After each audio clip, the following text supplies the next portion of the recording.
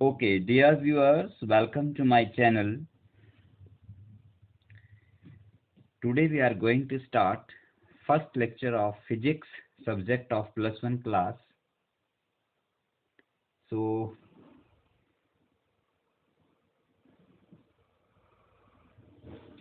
वैसे तो इस यूनिट में एग्जामिनेशन पॉइंट ऑफ व्यू से कुछ खास इम्पोर्टेंट नहीं है, बट फिर भी एक बेसिक इंट्रोडक्शन है आपकी साइंस के लिए, फिजिक्स के लिए। साइंस में हमें क्या क्या पढ़ने को मिलता है, कैसे मिलता है, साइंस क्या होती है, फिजिक्स क्या होती है, फिजिक्स का अदर साइंस के साथ क्या रिलेशन है, वगैरह वगैरह, ये सब कुछ इसमें पढ़ा जाता है। सो उस पॉइंट ऑफ व्यू से ये बहुत इम्पोर्टेंट चैप्टर भी है कि फर्स्ट ऑफ ऑल साइंस पढ़ने का मोटिव क्या है और साइंस को कैसे पढ़ा जाता है, वो सब कुछ इसमें बताया गया है। So let us start without any loss of time. So first of all we shall study about science. What is science?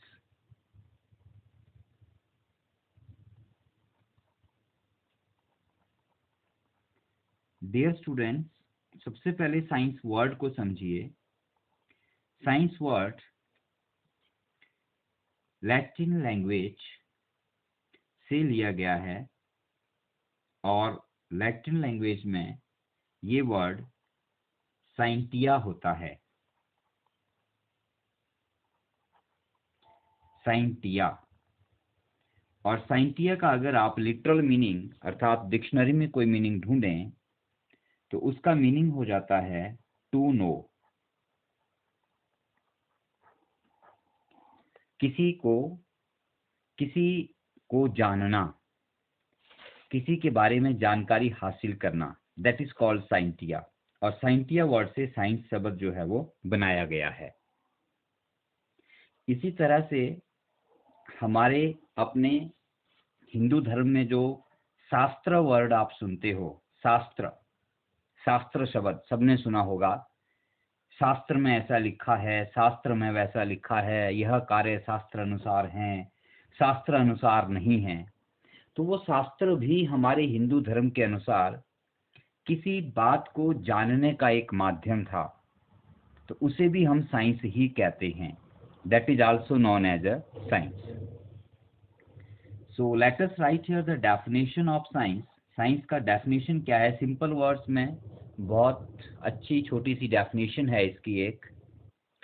So dear student, this is the definition of science. कोई भी डेफिनेशन या कुछ ऐसा sentence लिखने से पहले मैं video को पॉज कर देता हूं ताकि आप लोगों का वीडियो में ज़्यादा समय वेस्ट ना हो। और लिखता इसलिए हूं कि लिखने के बाद एक एक वर्ड जो भी मैं यहाँ पर लिखूंगा उसे मैं आपको आपके सामने अंडरलाइन करके समझा सकूं। सो लेट अस स्टार्ट। और अगर आप भी इस डेफिनेशन को साथ साथ में नोट करते जाएं तो बहुत अच्छा होगा। आज ये पहला लेक्चर है बच्चों आप लोगों का, तो मैं यहाँ पर एक बात जरूर कहना चाहूँगा, या जो भी इस वीडियो से पूरा फ़ायदा इसका उठाना चाहते हैं, सही मायने में एजुकेशनल वीडियोस को देखकर कुछ सीखना चाहते हैं, मैं उन सबसे ये कहूँगा कि इन वीडियोस को देखने का जो तरीका है वो ये नहीं होता कि किसी मूवी की तरह वीडियो लगा दिया, किसी कॉमेडी सीन की तरह वीडियो आपने लगा दिया और देखा और उसको देखकर टाइम पास कर लिया। अगर आप सही मायने में इन एजुकेशनल वीडियोस का फ़ायदा उठाना चाहते हैं तो मैं इतना कहूँगा कि वीडियो शुरू करने से पहले हाथ में कॉपी और पेंसिल लें और जैसे आप किसी क्लास में बैठकर ब्लैक बोर्ड पर लिखा हुआ नोट करते हो, टीचर का पढ़ाया हुआ अपनी कॉपी में नोट करते हो, क्लास नोट्स बनाते हो, उसी प्रकार यहाँ पर भी वीडियो नोट्स बनाने की कोशिश करें। whatever you are watching in the video, whatever you are listening from your teacher, मेरी ही बात नहीं है, बाकी जो भी आप जितने भी एजुकेशनल वीडियो ऑनलाइन देखते हैं उन सबको पढ़ने का बच्चों यही एक सबसे बढ़िया तरीका होता है। ठीक है, तो अभी हम ये वीडियोस कंटिन्यूटी में चला रहे हैं तो इनको आपने अपनी क्लास ही समझना है और क्लास की तरह ही इनको आपने घर में नोट भी करना है वीडियो से देखकर और बाद में उसको रिवाइज भी करना है। तभी आप सही मायने में इन्हें पढ़ पाओगे और इनको देखने का और मेरे द्वारा या मेरे जैसे और भी जो टीचर्स इस तरह के वीडियो बनाते हैं, उन सब का बनाने का जो भी मकसद है वो पूरा हो पाएगा। सो let us start. Copy pencil ले लीजिए आप लोग, नहीं लिया है तो वीडियो पॉज करके ले आएं और फिर इसको देखना शुरू करें। So let us start. The systematically organised and formulated knowledge. एक सिंपल सी डेफिनेशन है जो आपने 6th क्लास से जब साइंस पढ़ना शुरू किया है, 6th 7th 8th में, तो हर साल साइंस का ये डेफिनेशन हम लोग पढ़ते हैं। The systematically organised and formulated knowledge is termed as the science. चलो ये तो वर्ड्स की बात होगी, कोई भी याद कर लेगा इसको, एक ठीक है, एक छोटा 4 साल का बच्चा भी याद करके लिख देगा। लेकिन साइंस का मीनिंग क्या हुआ? वो साइंस का मीनिंग नहीं हुआ कि आपने इसको याद किया और लिख दिया। Let us see its meaning of each word. The systematically organised and formulated knowledge. सबसे पहले इसमें बात आती है नॉलेज की, कि नॉलेज क्या होता है। What do you mean by knowledge? जैसे आप किसी से बात करते हो कि have you some knowledge about this, क्या इसके बारे में कुछ आपको नॉलेज है, कुछ ज्ञान है, कुछ जानते हो आप इसके बारे में, तो दैट इज नॉलेज। जिसे अगर आप यहाँ पर लिखना चाहें तो you can say knowledge are the facts. कुछ तथ्य, कुछ जानकारियां, कुछ सूचनाएं जो हमें मालूम है या किसी और से हम उन्हें पता करते हैं, that is known as the knowledge. So what is the knowledge? These are the facts or informations. These are the facts or informations. ठीक है, जब हमें किसी हैपनिंग के बारे में, फैक्ट्स और इंफॉर्मेशन किसके? About some happening. हैपनिंग से समझते हैं, हैपनिंग्स बोल सकते हैं, या फिर आप उन्हें फेनोमेनन बोल सकते हैं। You can call them phenomenon. Phenomenon समझते हैं आप लोग? Whatever is happening all around us, हमारे चारों ओर क्या कुछ हो रहा है, that is those all are known as phenomenon. उन सबको हम फेनोमेना या फेनोमेनन कहते हैं। ठीक है, जैसे फॉर एग्जांपल आपके चारों ओर सबसे सिंपल दिन होती है, रात होती है, सुबह होती है, शाम होती है, मौसम बदलते हैं, बारिश होती है, तूफान आते हैं। ठीक है, तो ये सारे आपके फेनोमेनन हैं जिन्हें आप नेचुरल फेनोमेनन कहेंगे। तो इन फेनोमेनन से फैक्ट्स इकट्ठे करना, इंफॉर्मेशन इकट्ठी करना, क्यों हो रहे हैं, कैसे हो रहे हैं, और फिर उस फैक्ट्स, इंफॉर्मेशन या नॉलेज को किसी एक सिस्टमैटिक ऑर्गेनाइज्ड मैनर में रख देना। रखना मतलब लिख देना, ताकि उसे बाद में कोई भी पढ़े देखे तो उसे वो समझ आ सके कि किसी ने इसके बारे में क्या लिखा है। And then to formulate everything that. Formulate का मीनिंग होता है फॉर्मूले बना देना, और उन फॉर्मूलों का फिर यूज करना किसी दूसरी घटना में या दूसरी घटना के बारे में जानकारी हासिल करने के लिए। That is known as your science. तो सिंपल वर्ड्स में तो यही हो गया कि किसी भी घटना के बारे में, फेनोमेनन के बारे में नॉलेज गेन करना और उसको एक सिस्टमैटिक ऑर्गेनाइज्ड मैनर में और एक फॉर्मुलेटेड मैनर में लिख देना, नोट करके रख देना, that is known as the science. ठीक है, अब हम ये सब कुछ क्यों करते हैं, देखिए इसका बहुत सिंपल सा एक एग्जाम्पल है। Because science gives us lot of valuable gifts. विज्ञान हमें बहुत सारे गिफ्ट देता है जिनके कारण हमारी जो रोजमर्रा की जिंदगी है, जो हमारी डेली लाइफ है, वो बहुत ही लग्जरियस हो जाती है। जैसे अभी आप एग्जांपल लीजिए, you are watching this live video at your home. It's not a live, it's a recorded video. मैंने इसको कभी किसी समय पर पिछले कल, आज सुबह या कल या परसों कभी रिकॉर्ड करके यूट्यूब चैनल पर अपलोड किया है, और अब आप ही नहीं बल्कि जो भी इसको देखना चाहे वो देख सकता है। और एक बार नहीं, 2 बार नहीं, 1000 बार नहीं, जब तक चाहे तब तक देख सकता है, जब तक कि मैं इसको वहां से हटाऊंगा नहीं। So my dear student, what is this? अभी आप क्लास में होते, मान लीजिए, तो क्लास में मैंने कुछ कहा, बात खत्म हो गई, आप दोबारा उसे नहीं सुन सकते हो, या कोई और जो मेरे सामने नहीं है वो भी उसे नहीं देख सकता है। But when this is recorded in the form of a video, and then uploaded on YouTube और समवेयर एल्स, और आपके पास इसकी एक कॉपी आ जाती है, तो आप इसे 1000 बार, लाख बार, जितनी बार चाहें यूज कर सकते हो। सो what is this? This is science. This is a gift of a science for you.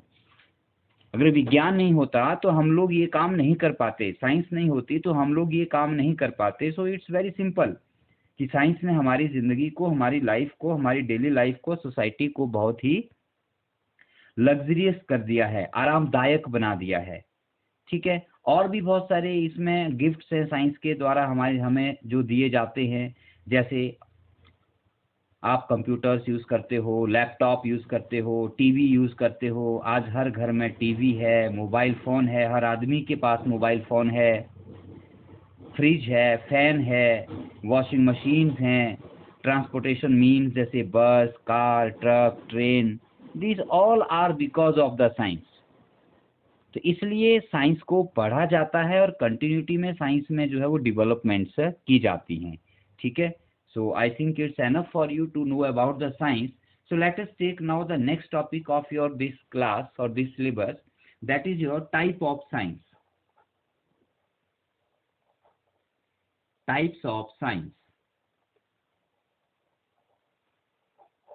Mainly science को दो टाइप्स में डिवाइड किया गया है जो आपने पढ़ी हुई होंगी। पहली आती है physical science,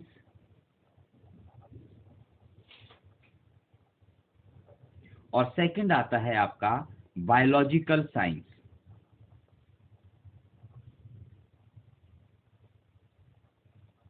okay, physical science कौन सी साइंस है? This is a science in which you study about the non living objects, जिसमें आप लोग नॉन लिविंग ऑब्जेक्ट्स या नॉन लिविंग थिंग्स के बारे में पढ़ते हो। And now you are in the 10th standard, so I don't think कि मुझे बताना पड़ेगा आपको कि नॉन लिविंग क्या होता है। सो आई होप कि आपको ये मालूम है। अगर फिर भी मालूम नहीं है तो you can ask me question directly in the comment section of this channel. So next is the biological science. Biological science में हम लोग लिविंग ऑब्जेक्ट्स के बारे में पढ़ते हैं। We study about the living objects. Okay, so my dear students of 10th class, अगर comment section operate करने आता है आपको तो आप मुझे कमेंट सेक्शन में नॉन लिविंग और लिविंग ऑब्जेक्ट्स की डेफिनेशन लिखकर भेजेंगे, और जिसे नहीं मालूम होगा वो वहां पर पूछ भी सकता है मेरे से। So I will explain that to him. Okay, so let's come back again here. So physical science क्या है बच्चों? So my dear students, physical science वो साइंस जिसमें आप लोग नॉन लिविंग ऑब्जेक्ट्स के बारे में पढ़ते हैं। जैसे आपकी फिजिक्स आ जाएगी जो आप लोगों ने अभी शुरू की है, केमिस्ट्री इसी में आ जाती है, जियोलॉजी इसमें आ जाती है, एटसेट्रा। बायोलॉजिकल साइंस में वो साइंसेस हैं जो आप लोग लिविंग ऑब्जेक्ट्स के बारे में स्टडी करते हैं। इसमें आपकी बॉटनी आ जाती है, जूलॉजी आ जाती है, एंटोमोलॉजी आ जाती है, वगैरह वगैरह। ठीक है, so these are some examples of physical and biological sciences. So next we shall take some definitions of science. Let me write. वैसे तो साइंस की बहुत सारी डेफिनेशंस हैं जो अलग अलग साइंटिस्ट ने दी हैं, लेकिन इसमें से कुछ एक हैं जो मुझे बहुत अच्छी लगती हैं और मेरी फेवरेट डेफिनेशंस भी हैं साइंस की। So one of them is by the great scientist of the science, that is Albert Einstein. सबसे महान साइंटिस्ट का दर्जा इन्हें प्राप्त है। Someday I will make a video on him. So what Albert Einstein stated here, Albert Einstein ने कहा है कि science is not just a collection of laws. अभी आपने साइंस का लेक्चर के शुरू में डेफिनेशन पढ़ा कि the systematically organised and formulated knowledge. ठीक है, नॉलेज को गेन करना, इकट्ठा करना, कहीं से लिया हमने और सिस्टमेटिकली ऑर्गेनाइज कर दिया, लॉ बना दिए तो साइंस बन गई। वो एक डेफिनेशन है, लेकिन एल्बर्ट आइंस्टीन ने उससे कहीं आगे जाके कहा। क्या कहा उसने? देखिए, science is not just a collection of laws कि ऐसा काम आपने कर दिया, इंफॉर्मेशन इकट्ठी कर ली, नॉलेज ले लिया, ऑर्डर भी कर दिया, फॉर्मुलेट भी कर दिया और साइंस बन गई। नहीं, आइंस्टीन कहता है but it is a creation of human minds. Albert Einstein कहता है कि जो नॉलेज आपने गेन किया, जो इंफॉर्मेशन आपने बनाई, उसका यूज ह्यूमन माइंड्स को बनाने में करना होगा।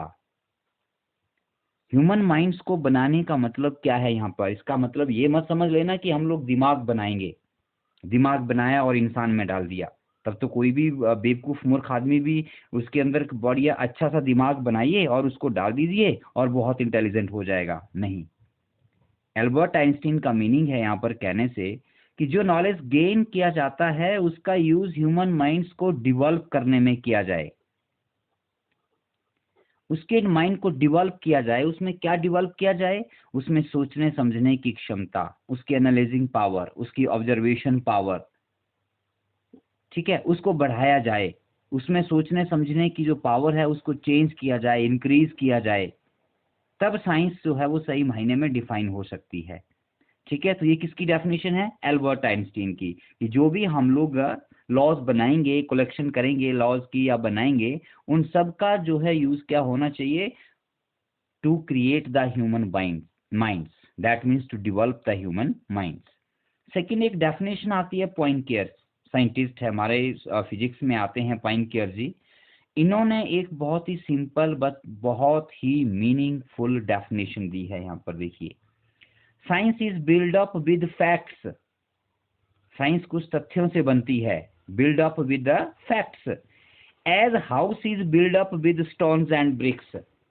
जैसे एक घर बनाना है आपने, तो घर बनाने के लिए आपको स्टोन्स चाहिए, ब्रिक्स चाहिए, ईंट और पत्थर, आपको सैंड चाहिए, सीमेंट चाहिए, ये सब चीजें चाहिए आप लोगों को, तो आप घर बना सकते हैं। उसी प्रकार साइंस बनाने के लिए, मतलब साइंस पढ़ने के लिए, साइंस के लॉज बनाने के लिए आपको फैक्ट्स चाहिए। लेकिन एक बहुत बड़ी बात यहाँ से जो आपको समझनी है बच्चों, वो क्या है कि अगर आप स्टोन्स और ब्रिक्स का एक ढेर लगा दें तो घर नहीं बन जाता। उसी प्रकार अगर आप तथ्य इकट्ठे कर लें, फैक्ट्स इकट्ठे कर लें, तो साइंस नहीं बन जाती। ठीक है, आपने पहले घर बनाना है, आप स्टोन्स लाएंगे, ब्रिक्स लाएंगे, सैंड सीमेंट सब कुछ इकट्ठा करेंगे, लाके ग्राउंड में रख देंगे, तो घर नहीं बन जाएगा, वो तो एक उसका मटेरियल हो गया। फिर आप उन सभी स्टोन्स को, ब्रिक्स को एक सिस्टमेटिकल ऑर्डर में एक तरीके से उनको बिल्डअप करेंगे, बनाएंगे, फिर घर आपका बनेगा। ठीक है, बेसमेंट बनेगी, वॉल्स बनेगी, लेंटर पड़ेगा, तब जाके आपका घर बनेगा। उसी प्रकार साइंस का पहला स्टेप होता है फैक्ट्स को इकट्ठा करना और फैक्ट्स को फिर सिस्टमेटिकली ऑर्डर से ऑर्गेनाइज करना, तब जाके कहीं साइंस जो है वो बन पाती है। तो ये भी एक बहुत बेसिक और बहुत ही अच्छी ढंग से एक्सप्लेन की हुई साइंस की एक डेफिनेशन है। So that's all about. और भी बहुत सारी डेफिनेशंस हैं, बुक से पढ़ सकते हैं आप लोग। अभी हम लोग +1 क्लास में NCERT की बुक जो है उसको फॉलो करते हैं, बट एज अ रेफरेंस आप लोग, मैं यहाँ पे नाम लिख रहा हूँ बच्चों, एश विनेश एंड कंपनी की बुक जो है हम लोग पढ़ाते हैं। वैसे आप कोई भी बुक ले सकते हैं मार्केट से, किसी से भी पढ़ सकते हैं, लेकिन टीचर जिस बुक से पढ़ाता है, जिस बुक को फॉलो करता है, अगर बच्चों के पास भी वही बुक हो तो आपको सभी कॉन्सेप्ट जो हैं, टॉपिक जो हैं, वो सीरियल वाइज ऑर्डरली मिल जाते हैं। ऐसे आपको अलग अलग बुक्स में टॉपिक तो सभी मिलेंगे, लेकिन किसी में कहीं लिखा होगा, किसी में आगे होगा, किसी में पीछे होगा, किसी में कम होगा, किसी में ज़्यादा होगा। ठीक है, तो इसलिए बुक वही लेनी चाहिए जो आपका टीचर आपको पढ़ा रहा है। ठीक है, बाकी कॉन्सेप्ट आप कहीं से भी पढ़ें, उसका कोई फ़र्क नहीं पड़ता है। तो ये मैंने बुक का नाम लिख दिया जो आप लोगों ने मार्केट से लेनी है। अगर मिल जाती है तो ठीक है, नहीं मिलती है तो आप नोट से भी काम चला सकते हैं। अब हम साइंस की डेफिनेशन की बात कर रहे थे। तो साइंस की डेफिनेशन के लिए आप लोगों ने नॉलेज की बात की, नॉलेज के लिए फैक्ट्स और इन्फॉर्मेशन की बात की। फैक्ट्स और इन्फॉर्मेशन कहाँ से आते हैं? फैक्ट्स और इन्फॉर्मेशन हम लोगों को हमारी ऑब्जर्वेशन से आएंगे।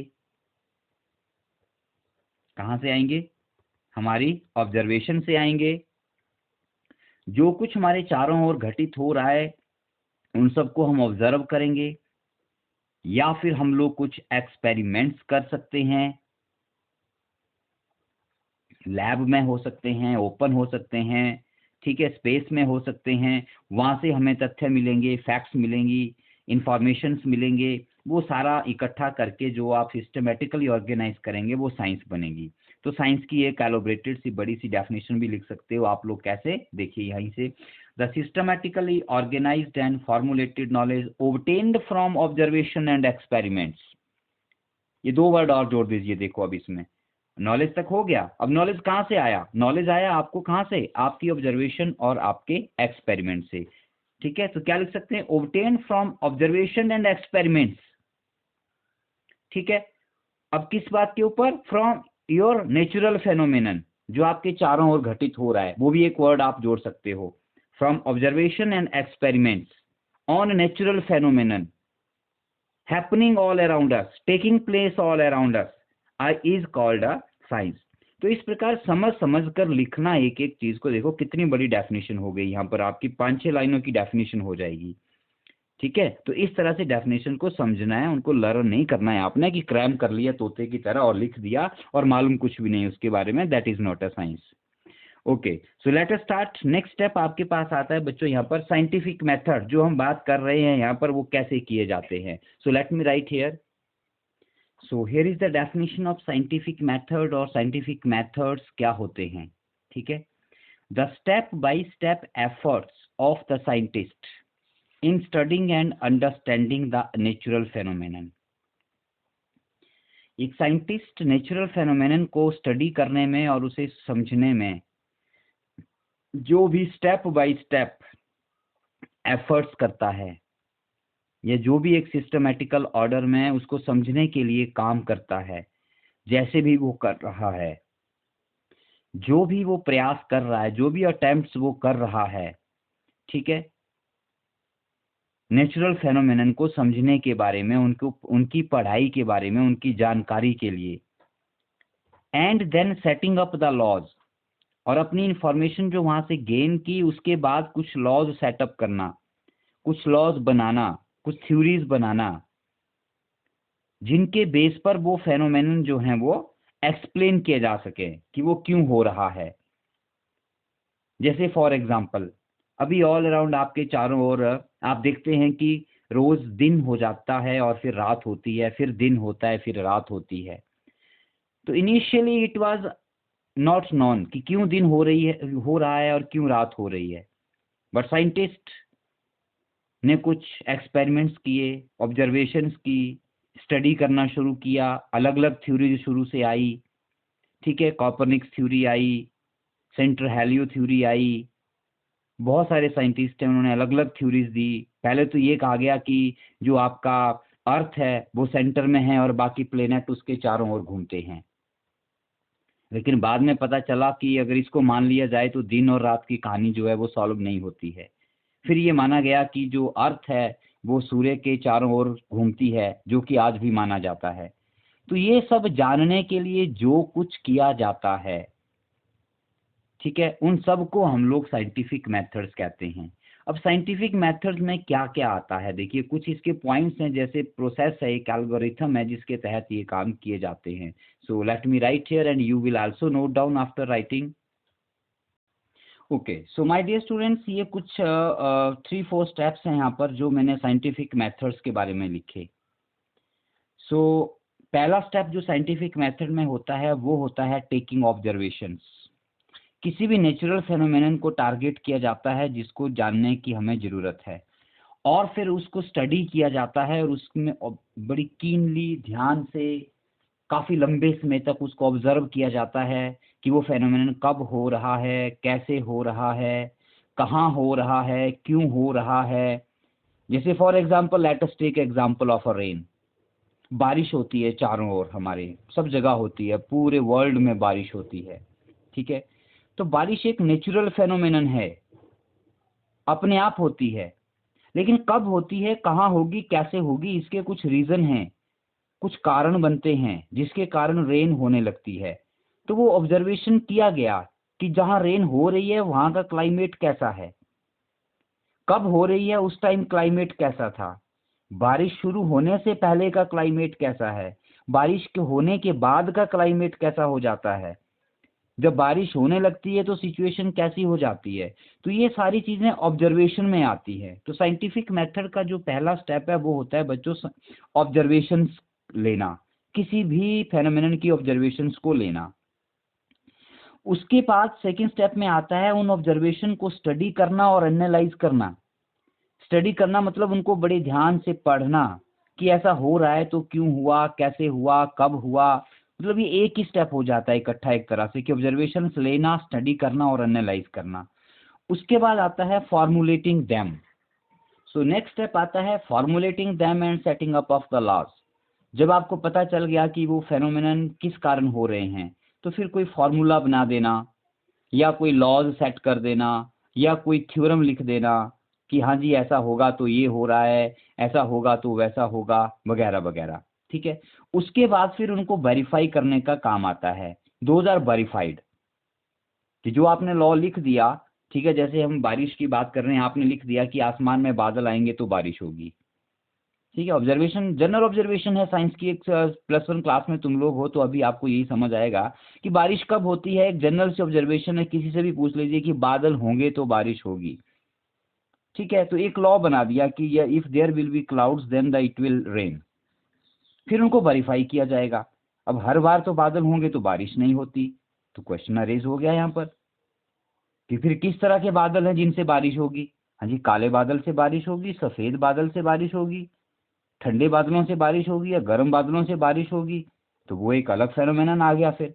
तो इस तरह से सभी को स्टडी करना और उनके बाद में वहां से लॉज को लिख देना, ये भी एक साइंटिफिक मेथड का थर्ड स्टेप आ गया। फिर उनकी वेरिफिकेशन होती है, जी आपने लिखा है तो उसको वेरीफाई करो, अगर सही है तो ठीक है, नहीं है तो फिर उसको मॉडिफाई करो, अगर उसमें कोई गलती हो गई है तो उसको क्या करो, फिर मॉडिफाई करो। तो ये भी एक साइंटिफिक मेथड का स्टेप है। फिर सबसे लास्ट में आपके पास आ जाता है बच्चों प्रिडिक्शन। ये साइंस का एक बहुत ही इंपॉर्टेंट हमारे लिए स्टेप बन जाता है कि जब आपने कोई थ्योरी लिख दी, फॉर्मूला बना दिया, कोई लॉज सेट कर दिए, तो फिर आप प्रिडिक्शन भी कर सकते हो कि फ्यूचर में क्या होने वाला है। एग्जाम्पल आपके सामने है। पहले ये स्टडी किया गया कि बारिश क्यों होती है, why it is raining, rain क्यों होती है, कब होती है, और इसी के आधार पर आज आप एक एक महीना पहले बता देते हो, 10 दिन पहले बता देते हो, 4 दिन पहले बता देते हो कि अगले 10 दिन तक बारिश होगी या नहीं होगी। तो दैट इज अ प्रिडिक्शन। तो उन कारणों का पता लगाया जा गया कि बारिश क्यों हो रही है, और जब वो कॉज कहीं जनरेट हो जाते हैं तो हमें पता लग जाता है कि बारिश अब होने वाली है। ठीक है, तूफान आने वाला है या स्नोफॉल होने वाला है, ठीक है, या सुनामी आने वाली है या भूकंप आने वाला है। ठीक है, तो इस तरह की जो हमारी प्रिडिक्शंस होती हैं वो साइंटिफिक मेथड का सबसे लास्ट एक स्टेप आता है। फिर अगर प्रिडिक्शन हमारी गलत होती हैं तो फिर से आपके पूरे मेथड फॉलो किए जाते हैं कि कहीं हमारी जो लॉ है या थ्योरी है वो गलत तो नहीं बन गई है। तो ये सारे हमारे साइंटिफिक मेथड्स में आ जाते हैं। Okay, so that's all for scientific methods, and now this video is of about 26 minutes. So now I am closing my first lecture here. So dear students, इसे पढ़िए आप लोग, नोट्स आपको पहले मिल चुके हैं, आपने नोट कर लिए होंगे, और अगर उनके बिना भी कोई इस वीडियो को देख रहा है तो उनके लिए भी काफ़ी नॉलेजेबल वीडियो होगा। I will make this videos in continuous manner. तो जो भी चाहें इनको लगातार देख सकते हैं जब तक कि आप लोगों के स्कूल कंटिन्यूटी में नहीं चल पड़ते हैं। Okay, till then, okay, bye, take care.